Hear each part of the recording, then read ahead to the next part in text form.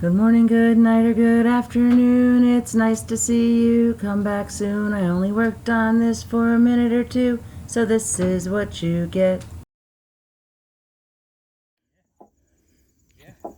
This is Steve, my friend Steve, and he's awesome. He's of Bee Bramble, and I bought some lumber off him, and then he coolly turned it into a deck. So now I bought a deck off him, but it's a floating deck. We're going to put it on blocks.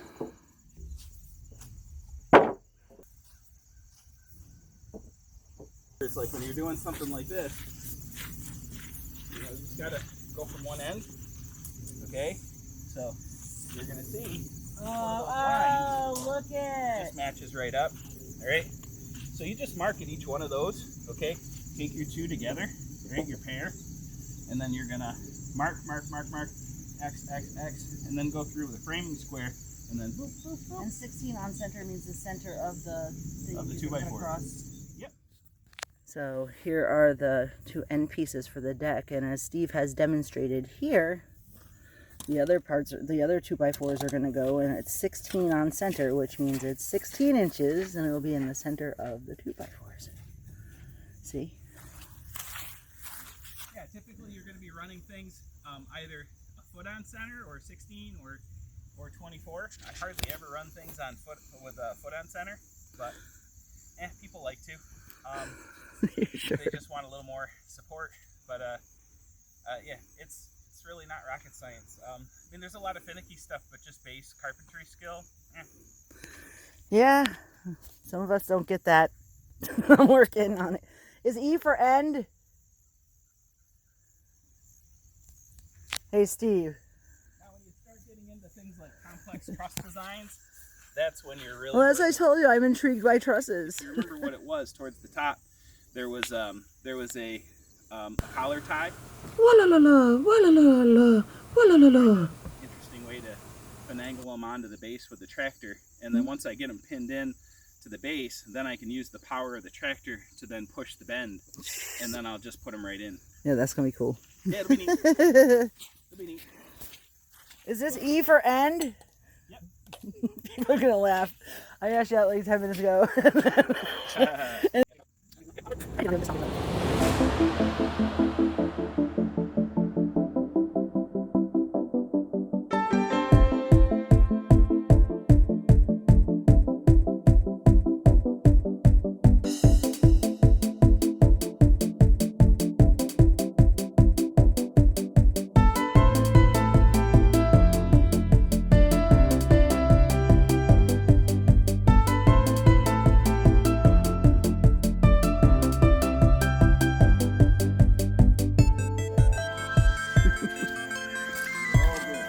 We'll get it. I can't believe how fast this is going up. This is going to be beautiful for the bathtub. Wonder who's going to...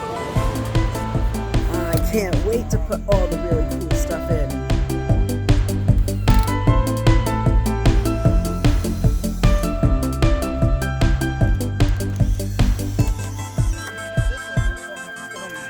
It's so fantastic.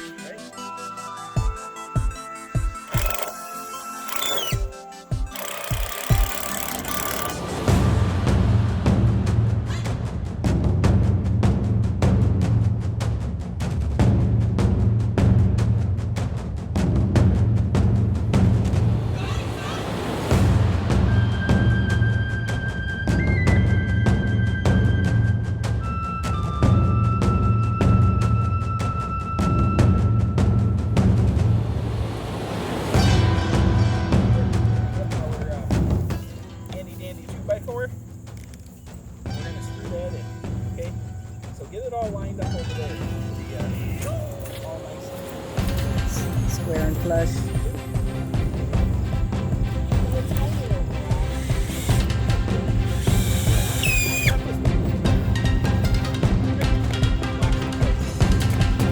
Nine blocks.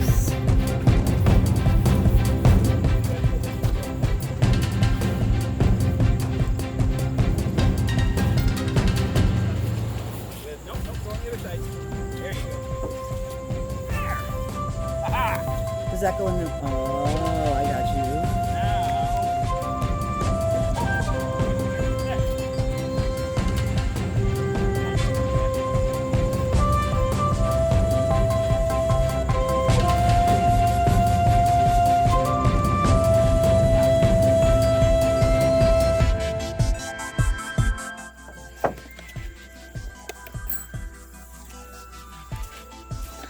bathtub's all excited. It's got a new home.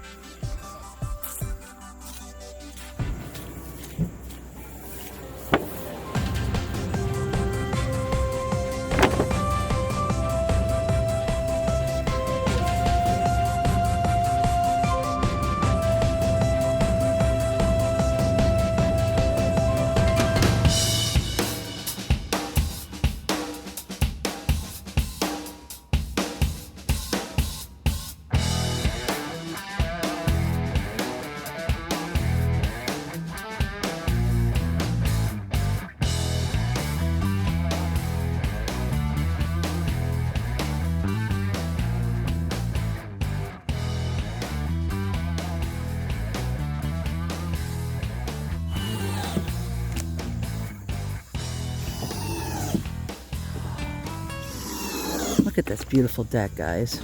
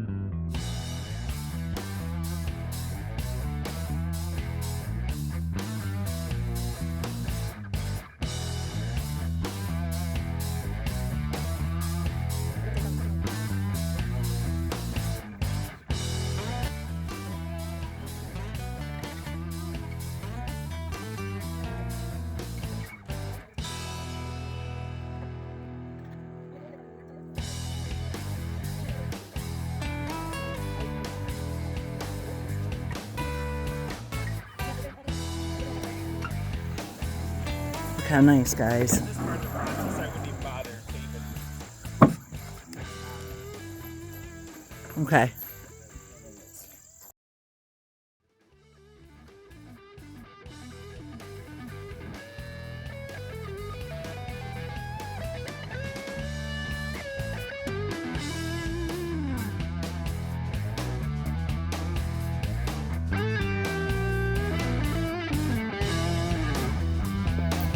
Well, hi, this is Vicki. You know me, but you might not know my friend here. This is Steve Madison of Bee Bramble. Hi, Steve. Hi.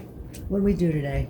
Well, we built a deck today, and this was the end of a bit of a project we've been working on. So Vicki came and she did some taping over in the lumber yard. So we used the band sawmill that I have to cut up material for another gentleman, but it's basically the same process that I used to do her material, just with some different cut lists. So really not any different. But we wanted to do a little bit of a soup to nuts experience on how things like that are done. These things interest us, and we figured they would interest others. What gave you the idea to make the deck kit? Well, I'm in a Norse Recreation Society, so Vikings. So I built a deck kit for my Viking wedge tent a few years ago, and it is really, really comfy. And then more people saw the deck kit, and then they wanted deck kits, and the word got out, and I started making more deck kits because that's the way things like that go. If you produce something nice, other people want it, and that's pretty great for me because this is what I do for a living. So carpentry and actually a bunch of different things. I'm a homesteader, basically. How long have you had your sawmill, and what made you get the sawmill? Did you always aspire to one, or what inspired you to start with that whole thing? Well, kind of a funny story. I had so a friend of mine runs a large sawmill that isn't too far away, and I built a shed for him long way back, probably about 10 years ago or so. And the deal was that they would give me fantastic pricing on a barn that I was building, material for that. So I got the fantastic price for that, and then I got really good pricing for quite a while after that. But then eventually that dissipated, as it should, because they did much more than was originally anticipated for that deal.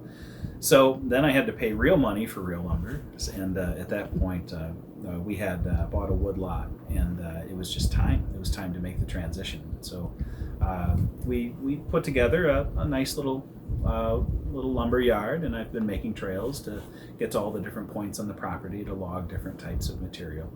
and it's been pretty great. I think I've had it for maybe 3 years now, and I've got things fairly well tuned to where I like them.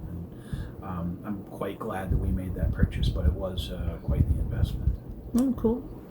And what else? What other kind of things do you do on your homestead? Well, chickens. They're probably my favorite farm animal. I know the business name is Bee Bramble, but bees can be finicky creatures. They're absolutely fantastic, and you can get very good yield on them. But they are very difficult, and I do enjoy them. But I would say that chickens are just amazing.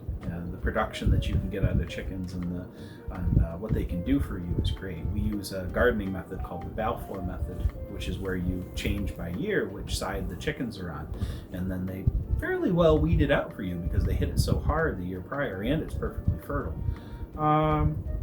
So other than that, my wife has a pottery studio, so she does that sort of stuff. I'm a professional blacksmith and carpenter. I paint. I run the sawmill, so I'm a sawyer, and I log, so all of that. Really, I just do anything that needs doing. I fix things. I'm a magic elf. That's what they call me around the house. And how did you end up meeting the fine folks at Noble Homestead? Oh, well, we had an artisan, we were on the artisan trail, one of the stops on that, and we wanted to do a little bit of a meet and greet so the artists could meet each other, because the community of people working together is a pretty great thing, especially when they're like-minded.